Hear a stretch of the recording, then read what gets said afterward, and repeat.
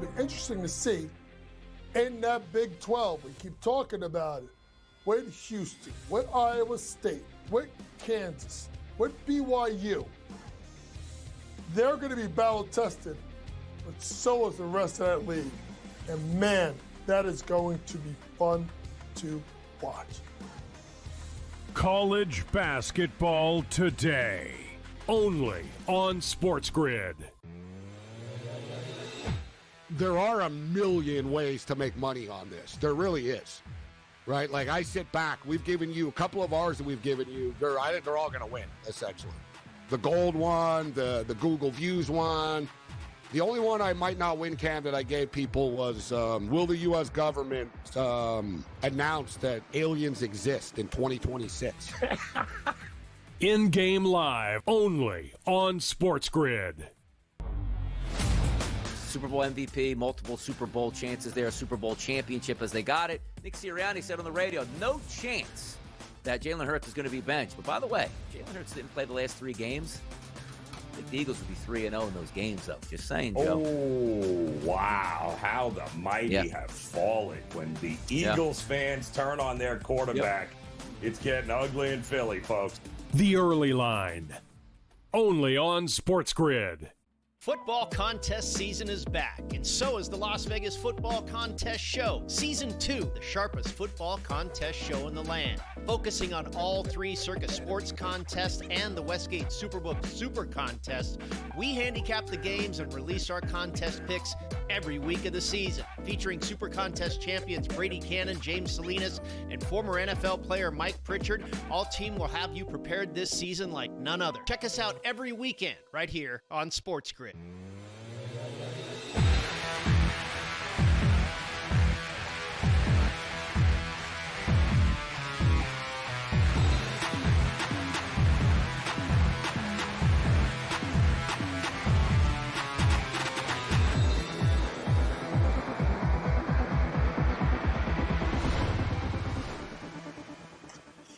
And welcome in. It is in-game live game day on a football Friday. Yes, we do have football. A little FCS, i.e. 1AA action playoff game tonight, which I actually have a decent little angle on. We'll get to that.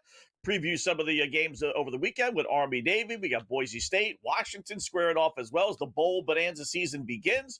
Little NBA, little NHL, and 1 or 2 college basketball games that we can keep an eye on, including UConn and Texas, which tips off here in just a little bit. So we'll get to it all. First up, though, it's game time. What's betting you off tonight, Gabe? Well, you know what? We're ready to rock. I'm still picking up the pieces following the debacle of the Michigan Wolverine football program. It's amazing to me to see Coach Moore in handcuffs and in court, you know, and when just basically 2 weeks ago he was on the sidelines against Ohio State and he thought his biggest problem was that the Michigan offense wasn't very good, right? You know, mistakes were made, Scott, obviously along the way, but it's always as they say, the cover-up is always worse than the actual crime. His reaction after all of this is what going to cost him his career and his life, essentially, moving forward, right? No. If every coach that had an affair and impregnated somebody that wasn't their wife wasn't coaching, we'd have coachless college teams, right? I mean, let's just be real. The difference is not every coach then threatens people, threatens to kill them, stalks them, and home invades them, as he's been charged with today. So I got to tell you, we have to rethink the whole thing, what a Michigan man actually is, right? Right now. So I'm still just a little bit blown away. I feel like Harbaugh was finally asked about it and commented on it. All he said is, I'm still processing it. So I'm still processing this, Wetzel. But as I stated, at least we kick ass on the basketball court right now. Yeah, it's like, what do you say, right? What do you want me to tell you? I didn't know this. I could have stopped it. What do you say? Except there are the facts. It's just like you said it. The guy ruined his career with all the other stuff afterwards. Just crazy. And now he's got to, maybe land in jail for a couple of months or years, depending on how long the court system thinks he's guilty for. So, yeah, it is wacky. That is for sure. So, let's go back to the our purpose in life, at least for this 1 hour, 2 hour show. That's winning picks. So a little opening pick-off time. I'll use a little college basketball to start the program off. These games generally tip off right at 8 o'clock when they say it's 8 o'clock. So let's go under game Texas and UConn, game of the night, 145.5. Texas, a decent team. No Kevin Durant's on the team anymore, but they're a decent team. UConn's a very good team, obviously. UConn on a 12-5 under run dating back to last season. I don't think they necessarily want to go up and down the court. Texas can 5-0 over, but in the short history they have against each other, it's been 5-1 Texas, which means they control the tempo, which means I think it'll be a lower scoring game. So long story short, we'll start things off under 145.5 Texas at UConn. Yeah, I'm going to play the over of this basketball game. In my opinion, look, Okay. The Texas Longhorns have one of the best offenses in the country. They can score. They're potent. They're ranked 26th in the country in offensive efficiency. That's the good news. The bad news is they're ranked 103rd defensively. UConn are a great defensive team, but I do believe they're going to be able to score relatively easy on Texas. And a big thing that I'm a big fan of, Scott, is monitoring how many free throws the teams give up. And if it's one weakness UConn has is they're very aggressive on D. They put you on the charity stripe often. And in fact, they rank 277th in the country in free throws allowed. Meanwhile, Texas ranked 244th in free throws allowed. Should be a lot of free throws and a lot of fouls in this basketball game, which leads to, in my opinion, to points. So I've got the over in Texas and UConn, and we have just tipped off. And for the record, I actually think Texas hang around in this game. I didn't pull the trigger. I didn't really have the heart to do it, but I think I'm going to jump in on the horns. I think it'll be closer than that 14. All right, that is a big spread. I will say that is a big spread. So next one for me, little hockey. We'll be on the opposite side of those things. I got to go with the over 5.5. Chicago, St. Louis. If you look back at their last 10 meetings, if you use this 5.5, it's 8-2 to the over. Technically, it's 7-3 because there was one game they had 6, and the over/under was 6.5. But for our purposes tonight, it's 5.5. 8 of the last 10 meetings. Great rivalry. One of the better ones in the NHL. Generally speaking, you get some goals. Chicago's a little bit better this year. St. Louis is St. Louis. Give me over 5.5 on a Friday night. No one plays defense. That's one of my philosophies. So over Blackhawks and Blues tonight. I'm going to dig in with some NBA player props this evening and some non-star players as well. We've spent a lot of time, at least we've spent time talking about the Florida Gator basketball team on the program and how they've lost players, right? They still have some guys back, but they lost, you lose guards, and that's going to be a problem. Well, one of the players they lost is Walter Clayton Jr., right? Former Florida Gator standout. He's on the Utah Jazz now. Nobody ever pays attention to the Utah Jazz, right? So I totally get it. And his scoring prop tonight was 8.5 points. I'm like, you know what? I've noticed, all right, this kid is starting to get in a little bit of a groove now. 20 points, 11 points, 13 points, etc. So, the 8.5, but he's not consistent with it. But his rebound, point, and assist prop is 14.5 tonight. And then I look, I'm like, you know what? He actually gets 4 or 5 rebounds. He gets 3 or 4. The other night he had 9 assists in one game. He is a guard, right? So he's sort of all over the place with his numbers. He's a young player on a bad team, but he's a young player on a bad team that play in games that have 1 million points, right? So he gets shots off. He's going to get looks tonight. So let's go with Walter Clayton Jr. over 14.5 points, rebounds, and assists. Something he's accomplished, actually, in 5 straight games. Over 14.5. All right. Believe it or not, I got another Utah one for you as well. How about that? And it's not Lauri Markkanen. Same philosophy. Let's go with Ace Bailey over 12. Over 12.5 points for Utah. First, they're playing Memphis, and the over-under for the game is in the 240s, for goodness sake. So they're expecting a track meet. So he's going to get a couple of extra points anyway. He's had 13 points or more in 9 of his last 13 games. It's not a 9-4 run, including 4-1. Then you throw in the Memphis thing. You know that he's going to get his, you would think, double digits for sure. It's a modest number. He averages, again, this is a computer-related thing. There's so many bets out there. He only averages 10.5, so they can't go crazy with this number. But if you look at how well he's played over the last, 2 to 3 weeks, he's more than a 10.5-point scorer. So over 12.5 points, I like this one a lot. Ace Bailey for Utah tonight. You know, when Zach Edey doesn't play for the Memphis Grizzlies, wild numbers I saw. When Edey, the difference with Zach Edey is they are plus 17 points per 100 possessions when Zach Edey's on the floor. When he's not on the floor, they're minus 8. It's like a 25-point difference. Like, he is their defense. Nobody plays defense on that team, except you got an angry 7'4" Canadian dude, right, that grew up playing hockey, but he ain't playing. So when like, that's the difference. If you'll notice, the Memphis Grizzlies have actually won 7 of their last 10 games. They've actually started to play relatively well as of late. But the difference is it's Zach Edey. It's not John Morant. It's Zach Edey. When Zach Edey is there, he just really causes problems for other teams. When he isn't there, the other teams score. So I like where you're going with that. That's why I like Walter Clayton in this game to put up some points. But we're going to keep this thing going right now. Jalen Wells, another player that nobody talks about. Jalen Wells has gone over his number in 7 straight games, Scott. Getting playing minutes. Like I said, there's a lot of players. Not everybody's a household name in the NBA, but this dude plays like 29 minutes, 34 minutes, 27 minutes. He's getting minutes, and he puts numbers up when he's on the court. These rebound props and points prop, I like them because, you don't have to really kill anything. You just got to sort of rack up stats as the game goes along. So let's go with Jalen Wells over. It's come down to 17.5 actually right now. Over 17.5 points, rebounds, and assists. All right, my last one real quickly. Under Brooklyn and Dallas. Nets are on a nice 9-1 under run, believe it or not. And Dallas is one of the better under teams, 14-8 on this season. Under. We'll get Gabe's last one on the other side. In-game live game day on the grid.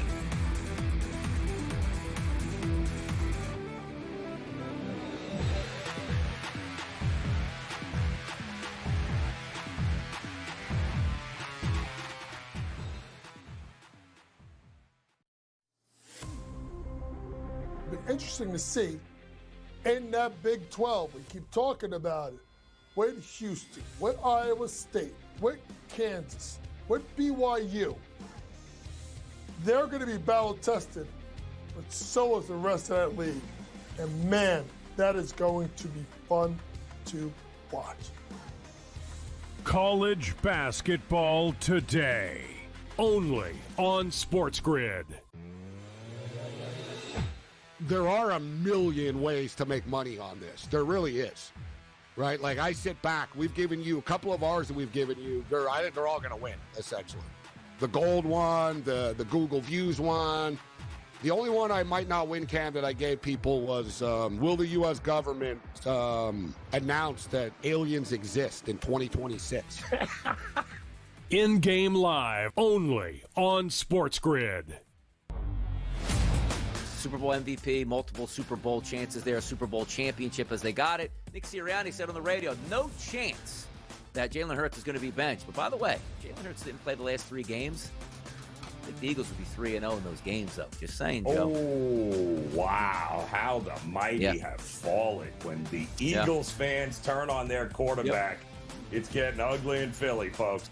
The early line, only on SportsGrid. Football contest season is back, and so is the Las Vegas Football Contest Show. Season 2, the sharpest football contest show in the land. Focusing on all 3 Circus Sports contests and the Westgate Superbook Super Contest, we handicap the games and release our contest picks every week of the season. Featuring Super Contest champions Brady Cannon, James Salinas, and former NFL player Mike Pritchard, all team will have you prepared this season like none other. Check us out every weekend right here on SportsGrid.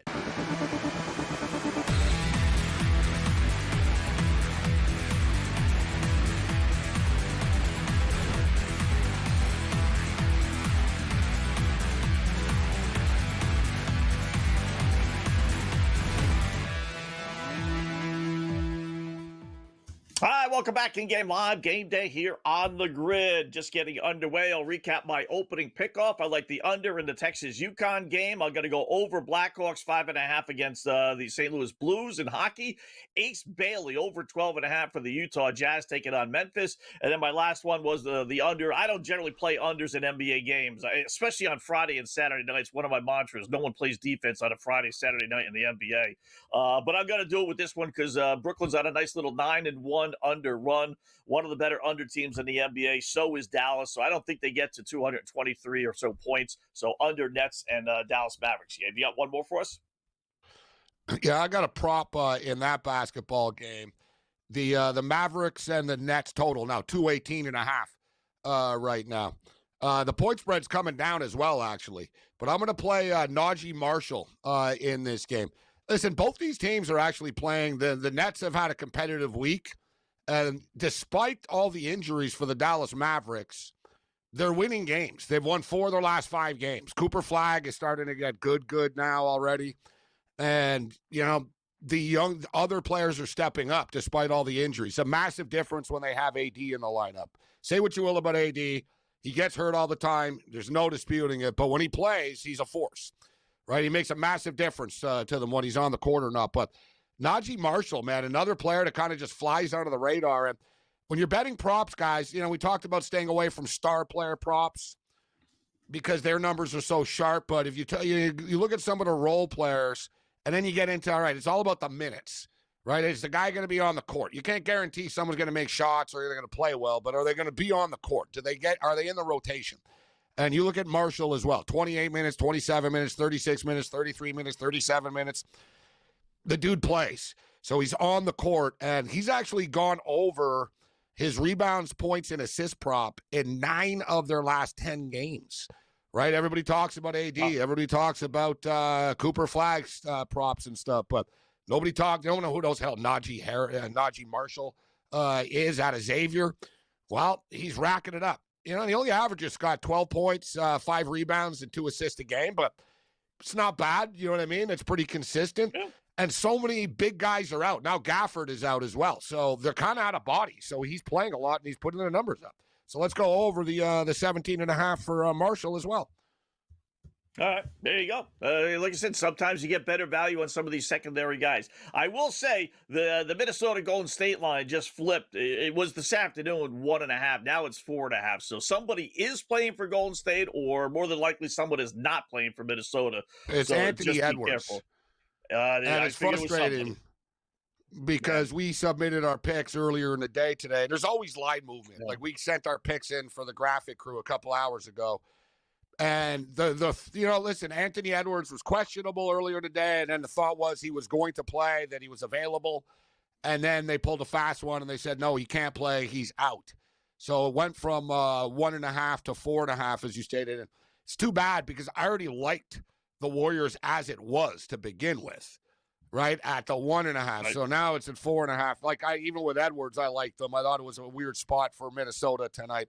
Steph Curry returns for the Golden State Warriors as well. Draymond Green is out, but Steph Curry's been out for a couple of for a week and a half, whatever it's been, 2 weeks, whatever. But anyway, Steph Curry's back tonight. Yeah. I knew that, but I didn't think AI or AE was gonna not play. It's just you said it. We've said it 1,000 times with the NBA, right? I mean, how serious can he be, right? That he wouldn't want to play Golden State with Steph and all that other stuff. I mean, Friday night. Oh, he's hurt. He's hurt I'm for sure real. But, like I said, he was questionable. They don't want to roll over. Like these games matter for the Minnesota Timberwolves right now, but. As a whole, the NBA has got to do something. I mean, shorten the season, fix their schedule. There's just they play too many games in too limited amount of time for whatever reason. Speaking of Minnesota, decent little trade on the ice. I've not have heard of any of the 3 that the Minnesota Wild have given apparently the Vancouver Canucks for Quinn Hughes and a first-round pick, but Hughes going to the Minnesota Wild. How about that trade? Yeah, you know what? The big piece of this deal is Marco Rossi. He's been connected in these talks for a while. You know what? The Minnesota Wild are one of these teams that they have a difficult time getting free agents to sign there. right? It's just, it is what it is. Yeah, it's a good hockey market, and they have a nice building and facility, and they have a good fan base and all that type of stuff, but you're living in Minnesota. And nothing against Minnesota. It's a nice state. I've been there, and I actually like it, but players don't want to live in cold weather places. And when's the last time the Minnesota Wild or Minnesota North Stars won a Stanley Cup? Yeah. Oh, wait. Ever? Right? Yeah, never. Right? Like, so it's sort of like, they're like that classic. Yeah, they're good, but they're not great all the time. Right? But they're always good. Like, they're one of these teams, they're the classic, like, make the playoffs, lose in the first round, like, type of team. Because they're one of these markets you can't, like, it's hard to get people to sign there. Right? And you don't have a tax issue and all this. So they got to trade for players. So they just got a mega star player in Quinn Hughes, one of the best players in the league. They get Quinn Hughes. The thing is, Quinn Hughes is a free agent at the end of the year. So we'll see. But surely it's a nice rental for them. And the Canucks get 3 bodies and a first-round pick out of this, and they can move on from the distraction. At least the Canucks move quick on this, Scott. But, yeah, like the Canucks are looking to tank, so something to consider moving forward. And the Minnesota Wild are clearly all in, something to keep our eye on moving forward. Yeah. You know, it makes you wonder about Demko. You know, if Edmonton made the trade yesterday, not with Vancouver, but still picking up a goaltender, and now Vancouver makes this trade, you got to believe Vancouver and Edmonton talked, right, about Demko, and then maybe their asking price was too much. I don't know why they would want to hold on to him if they're tearing the team down. You know, Demko just came back and played 1 game yesterday. He's always hurt. Right. So it's a tricky situation. And he just signed like a 4-year contract, 4 or 5-year contract extension at like $5 or $6 million a year. Like, he's one of the higher paid goalies in the league. He doesn't play a lot, but you're right. And the way I look at it, if I'm the Oilers, Tristan Jarry isn't better than Skinner. I know it's a different guy, but you've just sort of traded an average quarterback for an average quarterback. Like, if you were going to get a goalie, I would have said, let's just get Demko from the Canucks. You know? We'll make the deal happen. Yeah. All right, In-Game Live continues here on the Grid.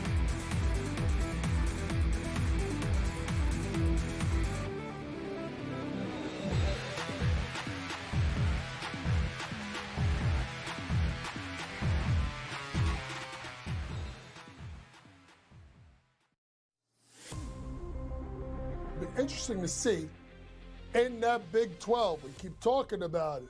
With Houston, with Iowa State, with Kansas, with BYU. They're going to be battle-tested, but so is the rest of that league. And, man, that is going to be fun to watch. College basketball today, only on SportsGrid. There are a million ways to make money on this. There really is. Right? Like, I sit back. We've given you a couple of ours that we've given you. I think they're all going to win, essentially. The gold one, the Google Views one. The only one I might not win, Cam, that I gave people was, will the U.S. government announce that aliens exist in 2026? In-Game Live, only on SportsGrid. Super Bowl MVP, multiple Super Bowl chances there, Super Bowl championship as they got it. Nick Sirianni said on the radio, no chance that Jalen Hurts is going to be benched. But by the way, Jalen Hurts didn't play the last 3 games. I think the Eagles would be 3-0 in those games, though. Just saying, Joe. Oh, wow. How the mighty have fallen. When the Eagles fans turn on their quarterback, it's getting ugly in Philly, folks. The Early Line, only on SportsGrid. Football contest season is back, and so is the Las Vegas Football Contest Show. Season 2, the sharpest football contest show in the land. Focusing on all 3 Circa Sports contests and the Westgate Superbook Super Contest, we handicap the games and release our contest picks every week of the season. Featuring Super Contest champions Brady Cannon, James Salinas, and former NFL player Mike Pritchard, all team will have you prepared this season like none other. Check us out every weekend right here on SportsGrid.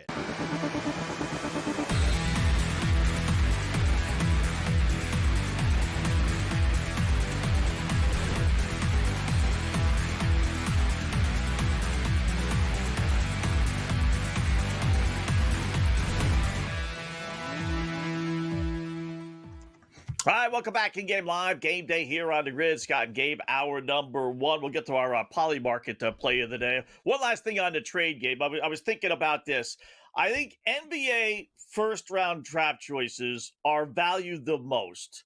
You know, whether it's lottery protected and it's, they're going to change the face of the franchise and everything else, whether they're most important or not, that's not the debate. But I think they're the most precious. NFL is a real close second.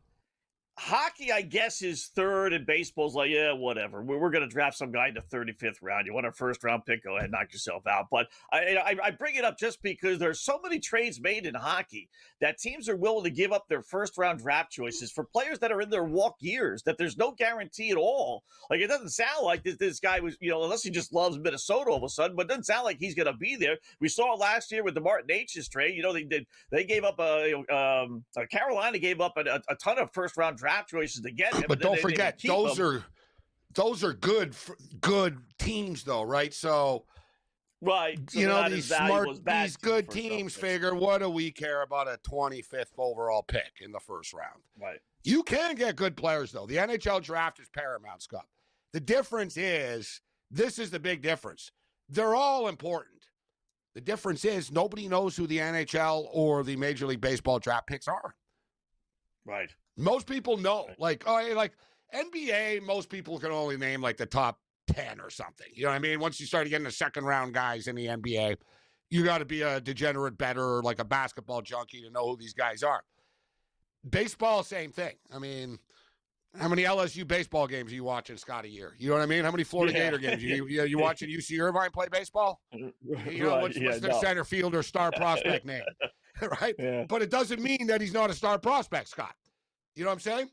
I agree with you, though, too. Like, baseball used to be like, dude, whatever, man. Like, it's all a free agent league, like this draft stuff and all this, right? Because you can even, like, you're not drafting international players. You're signing Dominican players and stuff. You know what I'm saying? Like, you're not even drafting them. Like, you're like, we just signed some 14-year-old kid in Dominican Republic. Like, so, like the draft was essentially NCAA baseball players, and basically, Scott, in the old days, there was like, I don't know, how many of them can make the big leagues? 5? Like, maybe. Yeah, you know what I mean? They'd be like, nah, like they're not stars. That's why they're in college, and they would already be in our system if they were good. Now that's not the case. Once again, NIL. Like, you see this, dude. Now you look like Paul Skeens literally went from dominating in college to dominating Major League Baseball.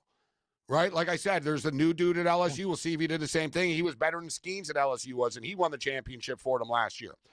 Right? There's other guys, like a lot of the top sort of 5, top 7 picks in baseball have produced pretty quickly, Scott. Still waiting for Gunnar Henderson. You know what I mean? But, like, they're produced, like, these draft picks do matter now. Like, the White Sox are going to get a stud player with the first overall pick. And in hockey, it's the hardest sport to rebuild, though. Right? Like, you need multiple, like, good picks, bro. Look at the Chicago Blackhawks. Connor Bedard is a stud, but they still sucked for the last 2 years, even though he was there. You need, like, look at the Edmonton Oilers. Scott, the Oilers got the top pick and the second pick so many times in, like, a 5-year span. People wanted to change the rules. That's why they're good now. They got Leon Draisaitl and Connor McDavid in, like, back-to-back drafts. Right? So... like, unless you're terrible in the NHL, like Minnesota are in that middle ground, they'll never get better. They need to trade for players, and they need to somehow play well in the playoffs to win, right? Yeah. Like, you need to tank, like, point blank. You need to suck. Look at the San Jose Sharks, Anaheim Ducks. They were bad, Scott. Yeah. Now they're stockpiling young players. They're still bad, but you can tell, okay, you're getting better. You're going to be good soon. The NHL is a hard league to rebuild in. Yeah. NHL, you have a core group of teams that just every year, they have great runs in the regular season. These teams will go 15-2, 17-3. And you think, okay, maybe this is the year, whether it's Dallas, whether it's Minnesota, whether it's Winnipeg, right? And then come playoff time, you said it, they'll win maybe a round, maybe 2, but they just never are able to get over the hump. And Minnesota, like I said, falls into that category. The same teams win all the time in the NHL. It's not as much as the NBA, The NBA is ridiculous. Like, there's literally like 14 teams in the history of the NBA that have won a championship, like franchises. Like, people don't realize it. No, if you look back, it's like Lakers, Spurs, Spurs, Lakers, Celtics. Yeah. It's only the last couple of years we've got the random ones. Milwaukee, Toronto, Oklahoma City, but NHL's got, just think, Kings, Blackhawks, Avalanche, Canadians, Penguins, Islanders. Not that many teams that have won. Yeah. George Kurtz, we'll talk some hockey with him when we come back.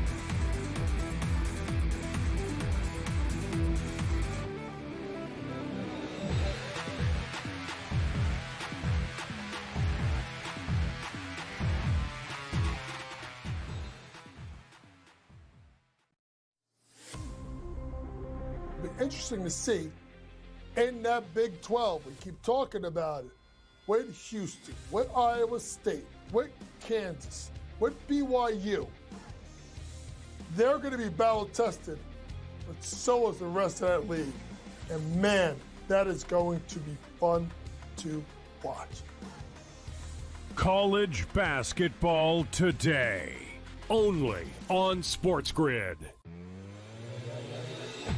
There are a million ways to make money on this. There really is. Right? Like, I sit back. We've given you a couple of ours that we've given you. I think they're all going to win, essentially. The gold one, the Google Views one. The only one I might not win, Cam, that I gave people was, will the U.S. government announce that aliens exist in 2026? In-game live, only on SportsGrid. Super Bowl MVP, multiple Super Bowl chances there, Super Bowl championship as they got it. Nick Sirianni said on the radio, no chance that Jalen Hurts is going to be benched. But by the way, Jalen Hurts didn't play the last 3 games. I think the Eagles would be 3-0 in those games, though. Just saying, Joe. Oh, wow. How the mighty have fallen. When the Eagles fans turn on their quarterback, it's getting ugly in Philly, folks. The early line, only on SportsGrid. Football contest season is back, and so is the Las Vegas Football Contest Show. Season 2, the sharpest football contest show in the land. Focusing on all 3 Circus Sports contests and the Westgate Superbook Super Contest, we handicap the games and release our contest picks every week of the season. Featuring Super Contest champions Brady Cannon, James Salinas, and former NFL player Mike Pritchard, all team will have you prepared this season like none other. Check us out every weekend right here on SportsGrid.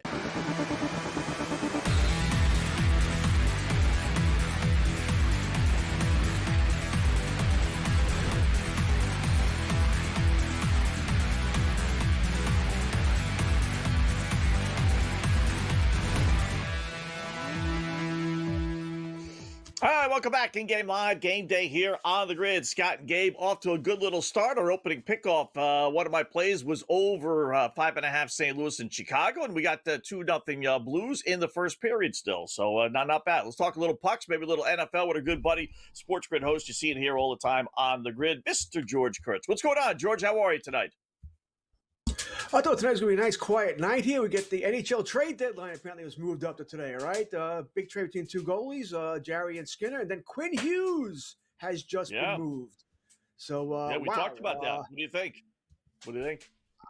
I mean, it's a haul. Marco Rossi is a good player. I don't know how to pronounce the guy's name, Zev BM. Good young defenseman here. I might have thought they would have waited a little longer to see if they could have gotten more, because Quinn Hughes is a top 3, top 5 at worst defenseman in the NHL. But a really good deal. I think that Vancouver needs sort of a reset here. I think most of us would have liked to have seen Quinn Hughes go to New Jersey to play with his brothers Luke and Jack. That would have been interesting. But as an Islander fan, yeah, you could stay in the Western Conference. That's just fine. He is a free agent, though, right? He is a free agent. So he could end up in New Jersey when it's all said and done anyways. We'll see about the contract extension. We always wonder this whenever a star player gets traded, right? Could they have gotten more? But at least the initial reaction isn't that, oh, boy, they got ripped off, right? It's like, no, they got a lot of talent back out of this. They got NHL players back out of this. And they get the first-round draft pick to go along with their own first-round draft pick, et cetera.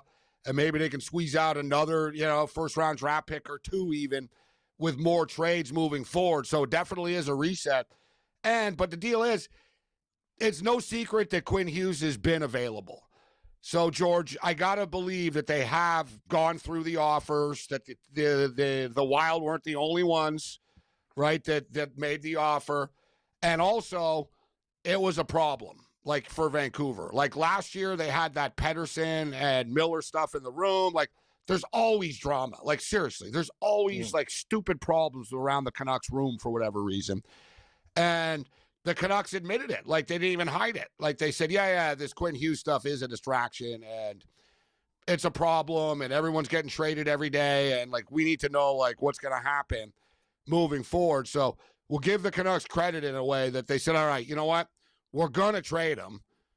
Let's do it. We like this offer. Otherwise, like, we've got we got to begin. And I imagine Connor Garland will be the next one. But me and Scott brought it up, George. The only thing I don't understand is, Demko makes a lot of money, so that's a problem for teams. But if I was the Oilers, what's Tristan Jarry going to do for me? I would have reached out for Thatcher Demko if I was them, knowing that the Canucks are open for business. It's funny. I thought the same thing. That I guess I was a little surprised we didn't even hear much of his name even being mentioned as possibly going to Edmonton. I thought it would be. Once again, Edmonton's sort of in a reset here. Demko does have a big contract, and maybe that's part of the problem, by the way. We did hear at the part of the hang up with they the don't Jarry have a lot deal of cap space, the Oilers. Was that's once the again, problem. yes, that Pittsburgh did not want to eat any money. Eventually, they said, okay, we'll take Kulak. But originally, I guess earlier this week, they said, no, we're not taking Kulak. They didn't want to eat any money there. Eventually, they just, I guess they relented on that. The same thing could have happened with Vancouver. Once again, you're taking Demko, you're getting it, you're eating this contract here. Maybe Edmonton couldn't have done it here. But I think Demko is a better goaltender than Jarry, so I think it would have been a better fit for Edmonton. I think it's a change of scenery deal. I mean, I think they're hoping that Jarry will be better, or maybe Jarry will be better in their system. Let's face it, Skinner's been so-so, but it's not all his fault. They don't play any defense. No, but being a goalie in Edmonton, that's like being a football coach in Alabama or something, Scott. Like, if you're Tristan Jarry, you're like, you got to be kidding me. Like, of all places I got traded to, like the one place that has like 38 media members that actually cares and actually like every shot is analyzed. Scrutinized. Right. He was scrutinized in Pittsburgh. Like, now you're the new goalie of a team that can't win a cup because they think their goalie sucks. Right? And I'm with you, George. It ain't all them. But I'll just say this quickly about this. You kidded, George. You didn't know the NHL trade deadline came early this year. It is, in a way. Teams are not. They're going to get rid of everyone. They don't want anyone getting hurt at the Olympics either. That's another thing. Imagine you want to trade someone. You go to the Olympics, right? It's like, no. Like, imagine, Scott. You know what? You don't want this problem, this unknown ice in Italy and everything. It's like, get rid of them before all that Olympic stuff happens, and we don't have to worry about anything. Yeah. It's all the condensed schedule also plays a part in it. They're playing so many games early. With the injury in the Olympics does happen. John Tavares for the Islanders when he broke his leg in the Olympics in 14, I believe it was. So it certainly does happen. Every Olympics, somebody gets hurt. Four Nations last year, there were multiple guys that got hurt. Like, we can't lie. Kachuk. It's hockey. Right? Kachuk got hurt there. It's hockey. Someone's gonna get hurt at the Olympics. It's just inevitable. Teams just sort of pray it's not. And also, it's getting late early in the NHL. It sounds crazy to say this, but teams are actually starting to panic a little bit about, we got to start getting points, or like, we better trade for this guy before other teams do. So it should get interesting, actually. But who would have thought that the NHL market would be more busy than the baseball one this week? Yeah. Well, let me throw one team at you, George. Listen, the trade deadline is actually not until March, but we seem to have this impetus here. How about Nashville? They put this team together last year. I thought they would be good. Gabe had mentioned before, he thought they would be good. They stunk. Gave them another shot this year. Here People they sit don't want in their last players place again. Really? I mean, because you break them apart. They got good Stamkos guys. makes a lot of money. I think Stamkos could still be moved. I think Stamkos could. Listen, the 4-goal game last night certainly doesn't hurt, but I think he could still be put moved. him on the Red Wings or something. A younger team that's looking to get bad, like a playoff team. You know what I mean? That he can help a team. Right. Marchessault doesn't have much of a market. He's making too much money for a guy who's already on the downside of his career. Marchessault makes a lot of money too. That's the whole thing. They all make money. They all make money. OC? I mean, Scott, they're like the Dolphins, Scott. We like to compare teams. You know what I mean? Right. They got a bunch of players that make a lot of money, but they're still not very good somehow. It's like one of those type of deals where It's like, yeah, you know what? You want this guy? It's like, yeah, we like him, but we don't want to pay him $9 million a year like you guys do. Yeah. That's like EP40 on the Canucks, Pettersson. They want to trade. They'll trade Pettersson, but they paid Pettersson $11.9 million a year. Ain't no one taking that. Right? So teams are like, yeah, we like him, but not at $12 million a year. Carolina were the only ones. And Carolina were willing to do it. Ryan O'Reilly's the player everybody wants from Nashville, right? Good clubhouse guy. Yeah. His best days are also behind, but people want him. But they also want a small fortune for him. You know, they're crazy. They want That's number another one thing for too. O'Reilly. Yeah, Nashville are over asking for their players, Scott. And I don't know if you saw Ryan O'Reilly even said. He said, "I suck. I wouldn't trade for me." Did you see he said that? No, I didn't. Yeah, he said, "Oh, Scott, he's frustrated." He goes, "Yeah, we suck. Our whole team sucks." And he goes, "I suck." Oh yeah, like he taught a breakdown. He goes, "We just suck." He goes, "Everybody sucks." And he goes, "I'm not pointing fingers." He goes, "I suck the worst." And he goes, "Trade market." They asked, "You're on the market." He goes, "Trade." He goes, "Who would want to trade for me?" Like he started like going off. He goes, "I would want to trade for me. I'm terrible." Like it was really, yeah. Like he was like really funny about it, but he was serious. Yeah, he was mad. Like, but that's what people like about it. He's mad. You know what I mean? He's a hockey player, right? Like he's like, "Oh, I suck. I wouldn't trade for me." Wow, that's funny. That's funny. It's like Todd Bowles last night. You see that little rant he had? Oh, yeah, he dropped 7 F-bombs. 7 F-bombs. Yeah. But that was very calm. We're just not very effing good right now. We have to effing try harder that's here. Todd Bowles, right? You know? He goes, yeah, that was effing unacceptable. It's like, well, dude, you were the one watching it happen on the sideline. You had to do something. Maybe you want to change it. That was coverage on Kyle Pitts, by the way. Maybe you want to figure that out. You saw the picture I posted. You saw the picture I posted after. Dude, that fumble, Scott, there were literally 6 like orange jerseys in front of one ball. It's like, how did the game would have been over? It would have been over. And the Falcons guy who got it, by the way, wasn't even in the picture. It wasn't the Falcons guy that was there who got it. It was the lineman who came in. How? Yeah. Like you see that picture and it's like, guys, you're going to miss the playoffs because of that. You're going to miss the playoffs because of that, right? And now, as you and I talked about, Scott, last night, it's official. The Carolina Panthers beat the Saints, then they just need to split against the Bucs, and they win the division. Yeah, amazing. Talk some football with Jordan. We come back in Game Live.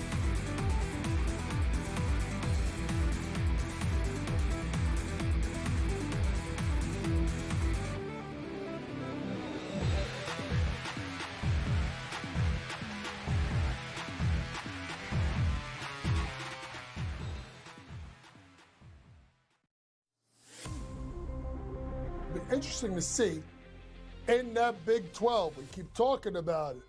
With Houston, with Iowa State, with Kansas, with BYU. They're going to be battle tested, but so is the rest of that league. And man, that is going to be fun to watch. College basketball today, only on SportsGrid. There are a million ways to make money on this. There really is, right? Like I sit back. We've given you a couple of ours that we've given you. I think they're all going to win, essentially. The gold one, the Google Views one. The only one I might not win, Cam, that I gave people was, will the U.S. government announce that aliens exist in 2026? In-game live, only on SportsGrid. Super Bowl MVP, multiple Super Bowl chances there, Super Bowl championship as they got it. Nick Sirianni said on the radio, no chance that Jalen Hurts is going to be benched. But by the way, Jalen Hurts didn't play the last 3 games. I think the Eagles would be 3-0 in those games, though. Just saying, Joe. Oh, wow. How the mighty have fallen. When the Eagles fans turn on their quarterback, it's getting ugly in Philly, folks. The early line, only on SportsGrid.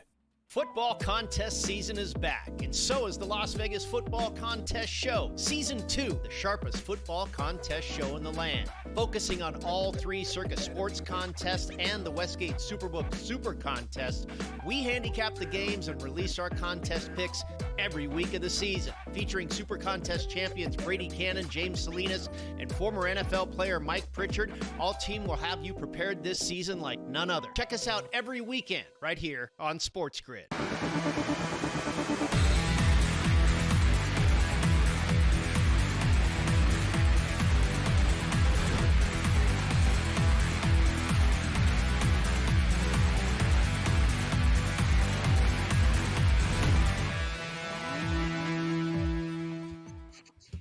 All right, welcome back in Game Live, Game Day here on the Grid. Scott and Gabe chat with our good buddy SportsGrid host George Kurtz. You see it here all the time. Before we move on to the NFL here, George, anything in hockey that's on? We only got 2 games tonight. Big slate obviously tomorrow. So St. Louis 2-1 over Chicago. After 1, I was sitting on the over, so that's looking halfway decent. And then Seattle and the Utah, both teams really playing bad hockey.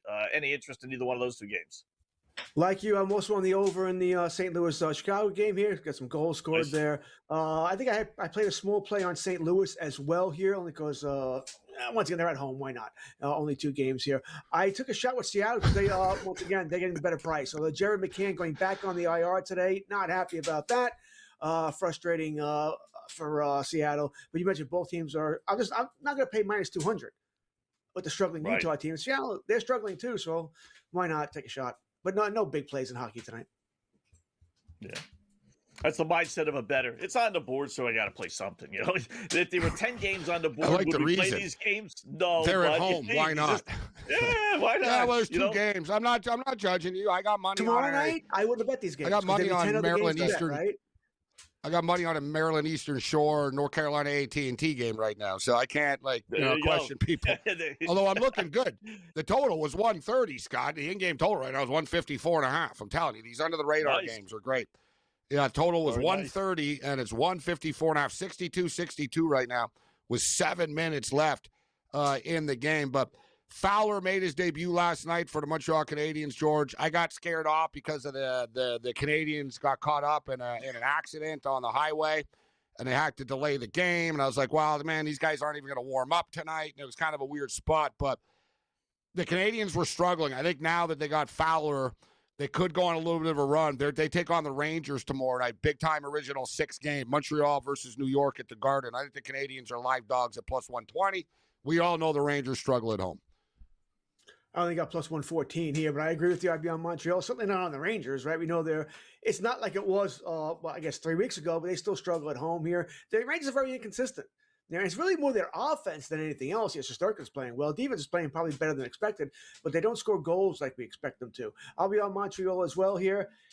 The over's 5.5. Big one tomorrow, I know you're too. paying for it at minus 134, but I think I want to take the over in this game as well. I would agree with the over. And tomorrow, guys, hockey night in Canada is like Monday Night Football type of deal. It's the big Saturday night sort of, showcase game of the week type of stuff. Edmonton Oilers at the Toronto Maple Leafs. And Tristan Jarry will be joining the Oilers. I think he's going to play tomorrow. Like he's meeting them in Toronto tomorrow type of deal. Edmonton playing a little better, by the way. Edmonton and Pittsburgh play each other next Tuesday, by the way. That'd be great. Oh, Have Jarry and I would love to see that. I don't know if they'll do that. These teams, Hart didn't play against Philadelphia last Pittsburgh, night. Yeah, you're right. But I would. You got to love play see Skinner because Skinner is the jilted one more than Jarry is. You know what I mean? Right. Like Skinner's He's the one where that it's like, you got to give him a shot against his former team. Like you can't say, no, we're not going to play you here. Skinner doesn't suck, guys. He's not a bad goalie, actually. He got blamed. He's average to above average. I mean, yeah. But it's not his fault, George. It's not his fault. Like they give up the second most shots in the league. Right. I mean, you watch those tapes. I mean, the Edmonton defense, they weren't covering anybody. I mean, it was like Dan Fouts back in the day, right? They're going to throw the ball 8,000 times, to run and shoot. We're going to throw the ball over and over and over again and try to win 38-35. It was playing Coors Field baseball. The defense just wasn't there. They just want to score goals. That's all they were prepared to do. That's why I don't think they'll ever win, until they learn to play defense there. That's why Alexander Ovechkin never won until he started a back check. And you got everybody else to back check. You got to play a full. You got to play hockey. You can't just play offensive hockey, and that's what their problem has been. Anyway, I'll take Edmonton tomorrow. They're a slight favorite. They got minus 118. I'll take Edmonton tomorrow, and the over is what the goals are coming here. Toronto, another team.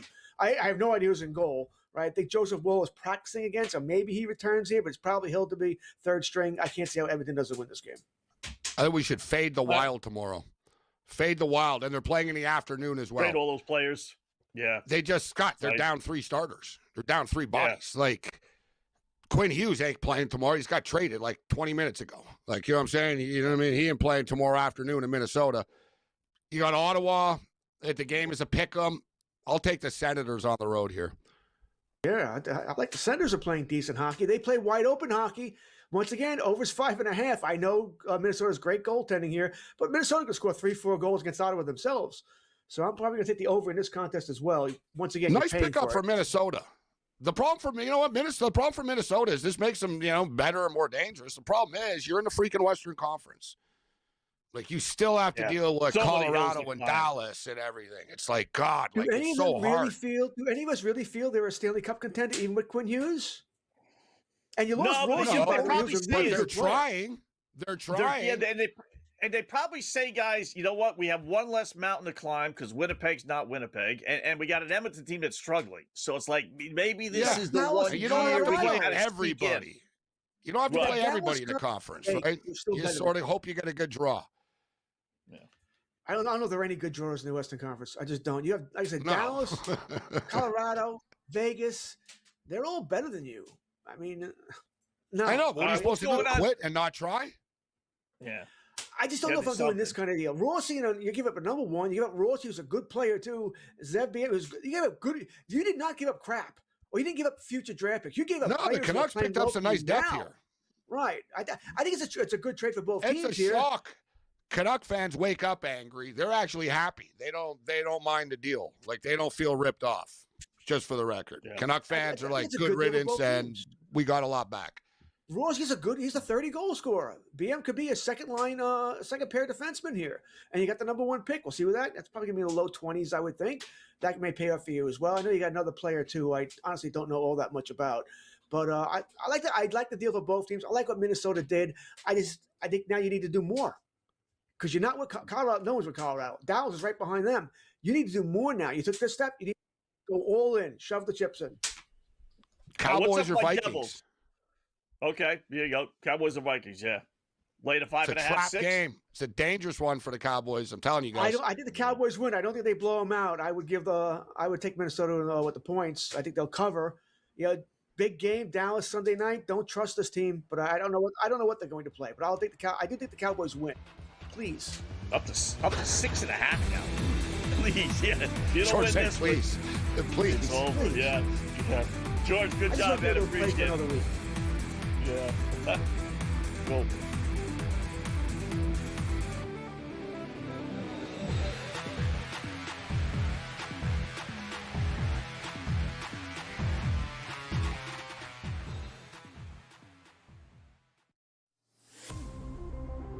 Be interesting to see in that Big 12. We keep talking about it.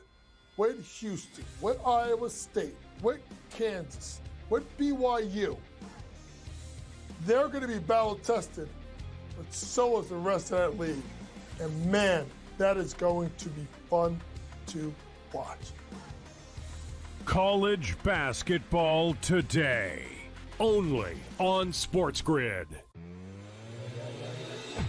There are a million ways to make money on this. There really is. Right? Like, I sit back. We've given you a couple of ours that we've given you. I think they're all going to win, essentially. The gold one, the Google Views one. The only one I might not win, Cam, that I gave people was, will the U.S. government announce that aliens exist in 2026? In-game live, only on SportsGrid. Super Bowl MVP, multiple Super Bowl chances there, Super Bowl championship as they got it. Nick Sirianni said on the radio, no chance that Jalen Hurts is going to be benched. But by the way, Jalen Hurts didn't play the last 3 games. I think the Eagles would be 3-0 in those games, though. Just saying, Joe. Oh, wow. How the mighty have fallen. When the Eagles fans turn on their quarterback, it's getting ugly in Philly, folks. The early line, only on SportsGrid. Football contest season is back, and so is the Las Vegas Football Contest Show. Season 2, the sharpest football contest show in the land. Focusing on all 3 Circa Sports contests and the Westgate Superbook Super Contest, we handicap the games and release our contest picks every week of the season. Featuring Super Contest champions Brady Cannon, James Salinas, and former NFL player Mike Pritchard, all team will have you prepared this season like none other. Check us out every weekend right here on SportsGrid.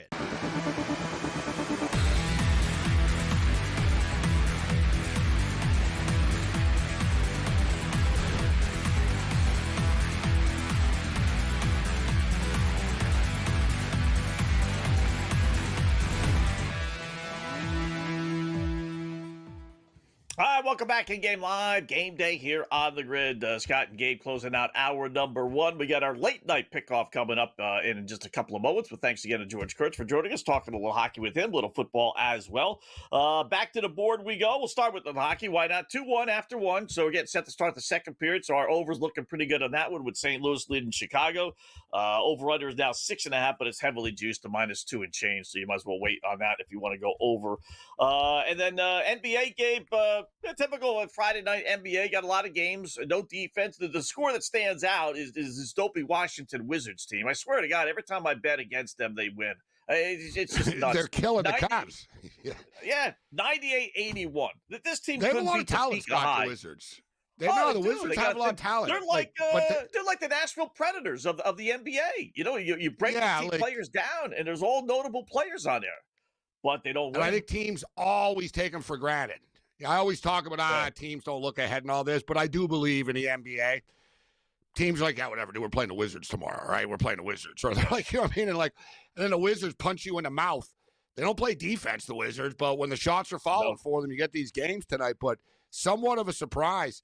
Like I said, there's a bunch of NBA games tonight, but no real good ones. Like nothing jumped off. I guess Atlanta, Detroit are routing them right now. The T-Wolf and the Warrior game was sort of the showcase game of the night tonight, and Edwards is out now. But we got this football game coming up in a couple of minutes, Scott, and this number's been bouncing around. And it was, it was 13.5. It got up to 15. Not 15.5, but I saw 15 about an hour ago.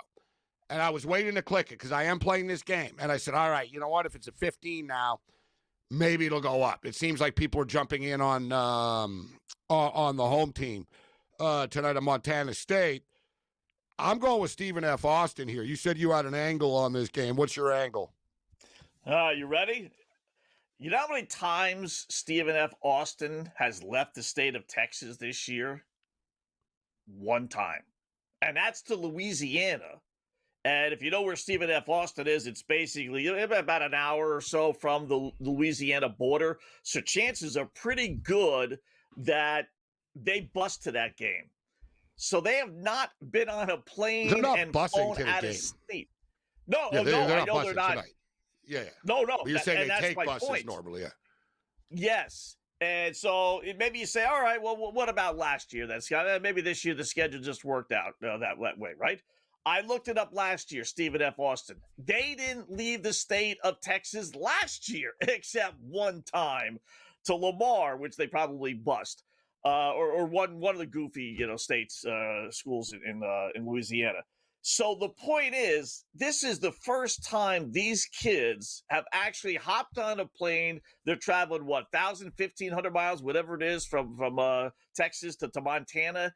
Dealing with the hotels and be there for a full day ahead of time and all this other stuff. This is a new experience for them. I'm not, saying I bet a whole lot on that philosophy, but if it's a football game that, hey, I want to bet it, and you're looking for an angle, that's my angle tonight. That I don't think these kids are going to be prepared and thrown all this in their faces and then be able to play a really good Montana State football team. So don't like laying over 2 touchdowns, which is why it was 13.5. Then I saw a bump up. I saw it at 15.5 on FanDuel. And then I saw it drop down to 14.5. But give me Montana State. I'll lay the 2 scores because I don't trust any team that's experiencing something brand new in a playoff game. Well, they're in the playoffs every year, this team, so they've got the pedigree. And they also have an offense that scores 40 points a game.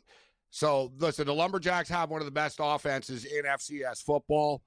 They also have the 3rd best rushing defense in college football, in FCS football. So that's why they're so good. It's a pretty good combo to have. We score 40 points a game, and, we have a good defense, and we have the 3rd best rushing defense. You know what's the number 1 rushing offense? Montana State, right? Montana State are a powerhouse. They're actually the favorites to win the championship right now. It's incredibly difficult to play there. It's not that bad, the weather right now. It's 39 degrees, actually. So they're actually catching a break. Stephen F. Austin tonight, as far as weather is concerned, for a Montana or a Montana State type of game. But I think this game is going to be close. I think Stephen F. Austin could play with them. Montana State like to run the football, and they're sort of a punishing team, but I don't think they're going to, push around Stephen F. Austin. Stephen F. Austin, for the record, also have the number 1 ranked NFL FCS prospect in Charles Dennings, their cornerback. They're studs. Like, they're literally like the guys going to the NFL type of deal. Give me the underdog in this football game. It's an even 14 right now, but we'll hit them more on the other side. Yep, one more coming back.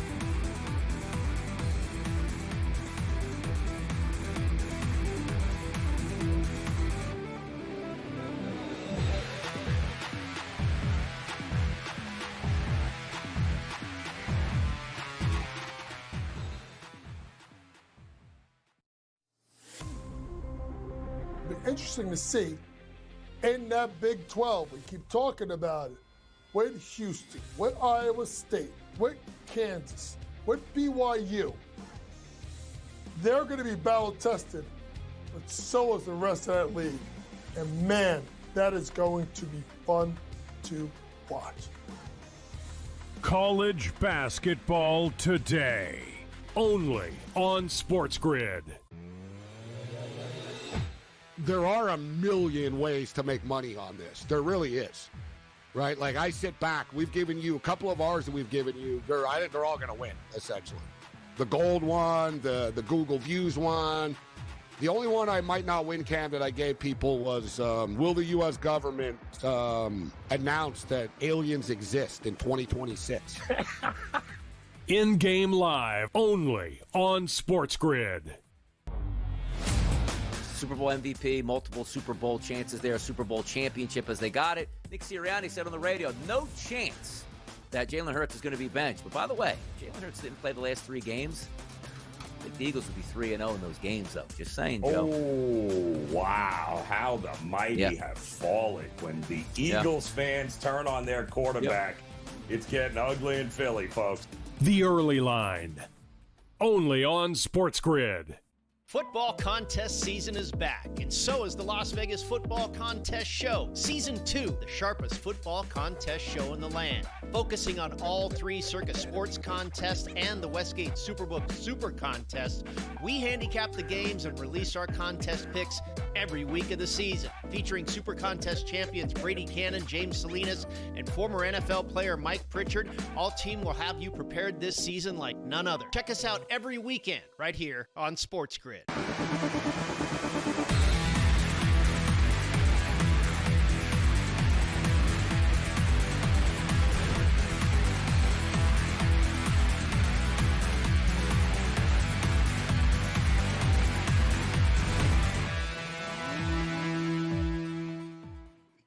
And welcome back. It is in-game live game day here on the grid. Hour number 2 on a fabulous Friday. A little college football starting this hour. We got some college basketball. Good game, Texas and UConn at the half. Some NHL and some NBA stuff as well. And our late night pickoff, as we like to call it here on the grid. So hour number 2, we had our opening pickoff.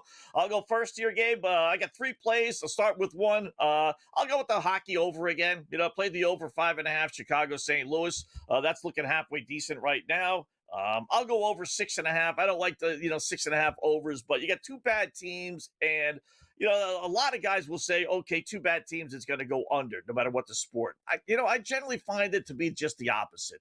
2 bad teams, not that they're bad, but 2 struggling teams, chance for them to kind of break out of their funk. A little hunch play. No one plays defense on Friday nights. Give me over 6.5 Seattle and Utah tonight. I'm going to start off with the football game we were just talking about a couple of minutes ago. If you're just joining us, FCS playoffs, quarterfinal matchup. This is really good football, guys. I know a lot of people don't pay attention to this stuff, but we bet it all during the regular season. And as a late night Saturday night degenerate bettor, we're always looking for more. So, we're always betting these Sacramento State and UC Davis games in the late night hours. And this is going to be a fun one. They're on ESPN tomorrow too, Scott. There's nothing else on. They don't have Army Navy. Yeah. Right? Like, they're showing it's all day college football tomorrow on ESPN. We'll be breaking it down on the grid. The Villanova game in the morning is on. That's the early game tomorrow, and the Army-Navy game and all that on CBS, etc. But, so yeah, give me Stephen F. Austin tonight. It's dangerous messing with Montana State. Montana State are going to win the football game. It's impossible to win there.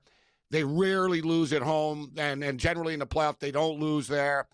Scott brought up the difficult travel situation for Stephen F. Austin. They don't leave their region very often, and now they're going into Montana. to play. But with that being stated, they're a good football team, right? They've got NFL guys on their team. Like this Dennings dude, the cornerback, he's going to the National Football League. Their other cornerback could go to, CFL type. Like, they've got professional players on their team. They've got a star quarterback. They put up 40 points a game, and they have a good rush defense. Montana State only beat Yale last week by 8, and they were favored by like 23.5 or something like that. It was big, right? They were big favorites. Yale were overmatched, Ivy League, blah, blah, blah, coming off a big upset win. And Yale hung around with Stephen F. Austin are a lot better than Yale are. I think the Lumberjacks, I say Stephen F. Austin hangs around in this football game. Give me the points. Give me the underdog. Kickoff coming up. Yeah. All right. I'll use that game. And, I like Montana State. I'll lay the 14.5. It is right now on FanDuel anyway. A little quirky thing with these two teams. They're almost identical. Stephen F. Austin loses its first 2 games, including the one big game they had against Houston. They lost by 20-plus points. Montana State lost their first 2 games, and they got blown out in one of their big games against Oregon. And both are riding 11-game win streaks. 2 things for me to go to Montana State. The travel we talked about. Here's the other thing. Stephen F. Austin played Abilene Christian last week. So what? That's a rivalry game for them. That was a revenge game for them. They had lost to Abilene Christian. That was the game they lost after they lost to Houston. So no doubt that was an emotional game. Not saying they're not going to get pumped up for this game. It's crazy to say that since this is a playoff game, but maybe they just used up a little bit too much energy last week. Close game, high-scoring game. They rallied in the fourth quarter. Yeah, it's tough to match the intensity. Times. It's not a letdown, but it's tough to match the intensity. Ohio State found themselves in that position. 4 years of anger to beat Michigan, right? And then 6 days later, oh, damn, we got to play Indiana, right? It's hard to get like that. Yeah, you want to win. It's not like, oh, we don't care if we lose, but it's hard to get that sort of same fire. I understand that theory. For the record, Stephen F. Austin get the ball first, and they're moving the ball right now. They're already at midfield. The total was 54.5 in this game, Scott. The weather's not bad. Part of me wanted to go like, this game's going to be a track meet, actually. And then I'm like, Montana State run the ball a lot, and they do have a good defense. So I sort of, let's play it by ear in game here. But they are moving the ball in the first drive. Yeah, and the Yale game was a low-scoring game too last week. So same thing. Original thinking is just go over, right? These 1AA, if you will, games. But yeah, if one team likes to run, the other team can stop the run. How long does it take for the one team that likes to run to realize, okay, we can't run? And then maybe they open it up a little bit more. So I'd actually lean towards the under 50 and change on that one. So, all right, let's go. The Bobcats versus the Lumberjacks. We're on opposite sides. That should be a lot of fun. I got one last one here. I'm going to go Minnesota. I gave it to the guys at the graphic board. Didn't realize AE is going to be out. I don't mind generally betting on NBA teams when their star players are missing. It's just one of those fluky things. They're getting scared off and they end up coming up with a big effort. But you do have Steph coming back. So I'll put it out there, but I wouldn't go crazy with this one, knowing that Anthony Edwards is not playing for Minnesota. Yeah, I sent it in earlier when it was like basically 1.5. I was going to play the Warriors on a pick 'em. I still played the Warriors, so I got it in already, actually, but I would still play them. I think they probably cover the number still.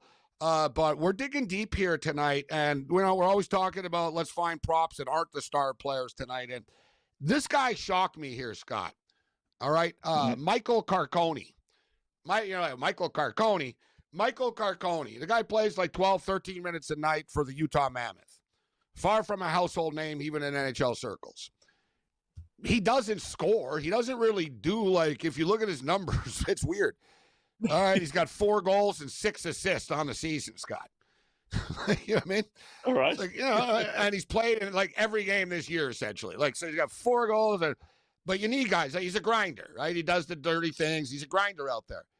Shots on goal, over under 1.5. He's gone over this number in like 6 of his last 8 games, 4 of his last 5 games. Like, for a guy that doesn't score ever, he gets like 2 shots on goal every game, Scott. It's like bizarro world. Wow. You got some star players that might score, but they get shots. Like, this guy is weird. He doesn't score, but it's like every night he gets a couple of shots on goal because he grinds and he's in front of the net and stuff like that. So he's getting loose rebounds and sort of loose shots. And like, so he's just sort of a grinder, and he's an effort guy. these third and fourth liner guys, they get pucks at the net, man. You know, they don't have the skill to score, but they can get the puck at the net. And, I'm going to ride the wave here. So I'm just riding the trend here that Carcone has been hot on the over 1.5 shots on goal prop. Over 1.5 for Carcone. And we've been doing really well with these totals, Scott, of these sort of lower tier conference college basketball games. And it looks like I'm on the right side, at least according to the market of this, because when I sent this in earlier, Cal Baptist and Eastern Washington was 152.5. It's up to like 155 right now at spot. So people are hammering the over of this basketball game, and I think rightfully so. Here I am expecting a track meet tonight in Eastern Washington. What if they have a red court like they do at Red Field? I'm not sure. Just thinking about that because, Boise has the blue field, right? They got a red one. Yeah.